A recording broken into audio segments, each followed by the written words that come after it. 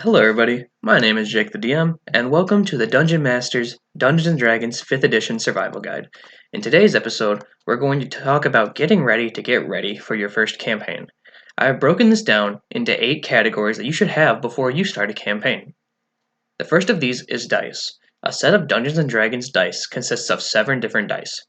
These dice are your d20, your d12, your d10 and percentile die, the d8, the d6, and the d4. I will explain what each of these are for in another video, but the TLDR is that these determine how well you or your players do anything in-game. Next up is your DM screen. This hides your notes and your dice from your players. In my profile picture, you can see me sitting behind one of mine. The DM screens also have useful information on them, such as what skills apply to which abilities and status effects. Third is your grid. The grid represents the area that your characters are in. Grids consist of 1x1 squares or 1x1 hexes. I use a square grid personally, but I also strongly recommend using a dry erase one so that you can draw all over it whenever you want. If you don't have one, don't worry. My first grid was just a piece of poster board that I drew a grid onto, but I have that since then upgraded it onto a brand called Melee Mats. It's just another dry erase board or a grid that I use. I've had mine for 3 years. I strongly recommend them. But the fourth goes hand in hand with the third, and that is minis. These represents the players on your grid. Wizards of the Coast has their own minis, but you don't need to use them if you can't afford them. You can just use pieces from any board game or even Legos like I used to do. And the fifth is books. In most campaigns, only the DM has the books, but feel free to encourage your players to buy their own. There are a core 3 books, the Dungeon Master's Guide, or the DMG, which is used for DMs to read about anything they need to know. This includes the realms, the gods, combat, NPCs, how to make a dungeon and the treasure in those dungeons, and much more. The next book is called the Monster Manual. This gives us all of the stats for many 5th edition monsters such as orcs, dragons, giants, and more. Third up is called the Player's Handbook. This book tells players how to fill their roles, as well as gives them their races and their classes.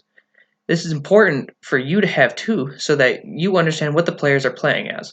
But I also recommend having one so that your players can have one to share amongst themselves if they don't have one. I understand that these books are expensive, which is why Wizards of the Coast has PDFs of the core 3 books so that you can still use them if you can't afford them.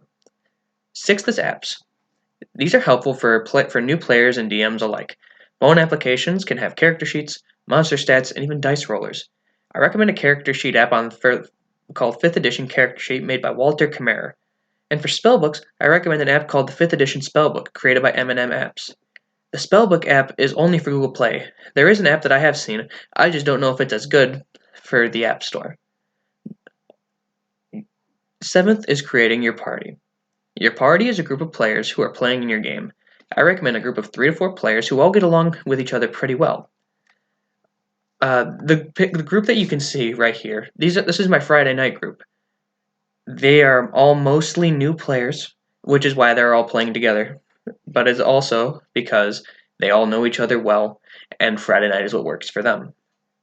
And this actually goes into the final step, which is getting a schedule in place. Like I said, this group meets on Friday nights, and I have another group that meets on Saturday nights. And the schedule is important because it gives your players an ample notice that this is when you are meeting. And make sure that you can decide on a time that works well for all of your players and you, so that everybody can make it there on time and ready to go. And maybe that's once a week, maybe that's every other week, even once a month. The frequency doesn't matter, as long as that you guys are having fun. But anyways, guys, I will be leaving links to everything down below. So that being the PDFs, the hardcover books that you can purchase on Amazon, the DM screen, and the grid that I use. Next week, we're going to be covering Getting Ready, which is going to include creating towns, creating dungeons, creating NPCs, and more. I'll see you guys next week. Don't forget to like, comment, and subscribe with any questions. And don't be afraid to email me too if you do have questions. My email will also be in the description. See you next time.